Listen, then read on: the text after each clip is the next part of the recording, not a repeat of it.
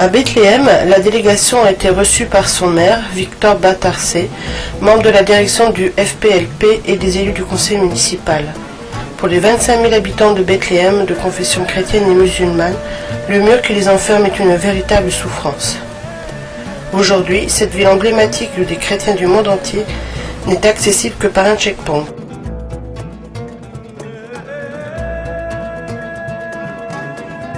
Inkouri, ministre palestinienne de la ville de Jérusalem, puis déléguée générale de Palestine en France, membre de la direction du Fatah, est venue saluer la délégation et commentant la situation du camp des réfugiés d'Aïda a rappelé le rôle essentiel des jumelages entre les villes françaises et les camps de réfugiés palestiniens.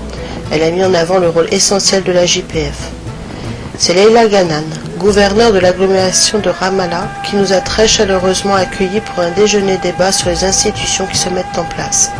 À 32 ans, elle représente la nouvelle génération qui s'implique dans la construction de l'avenir politique et institutionnel malgré l'occupation et les colonisations.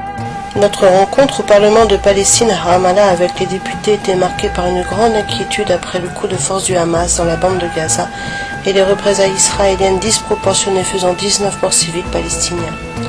Tour à tour, Ibrahim Kriché, le président du Parlement, Hassan Salehi et Walid Assaf, député du Fatah, Azam Alamat, député du Parti populaire de Palestine, Mustafa Al-Bayar d'Initiative Palestine et Khalida Yahar, député du FPLP, ont réaffirmé leur volonté de réconciliation avec le Hamas et travaillé au dépassement des contradictions en vue d'organiser de nouvelles élections et remettre en marche le processus démocratique.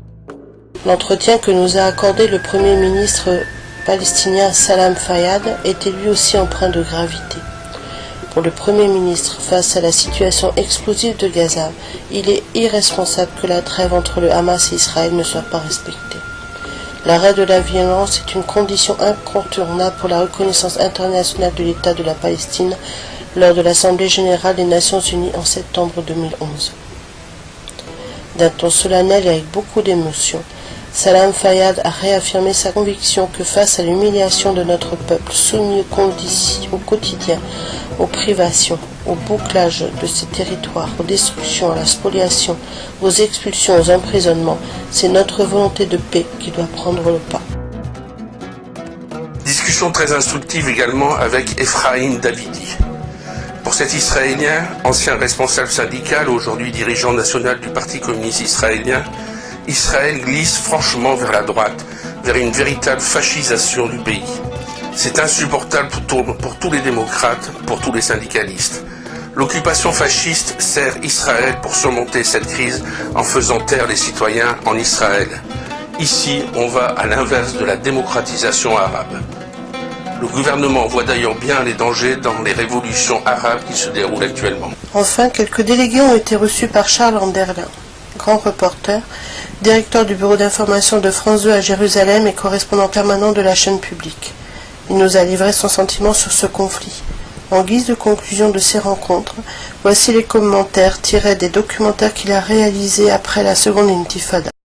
On voit les enfants palestiniens qui n'arrivent pas à passer les barrages ou n'arrivent pas à aller à l'école, ils prennent leur sac à dos puis ils vont lancer des pierres. Vous savez, sur les 1900 morts palestiniens, il y a 250 enfants. Sur les 600 morts israéliens, il y a près de 60 enfants. C'est cela la tragédie du Proche-Orient.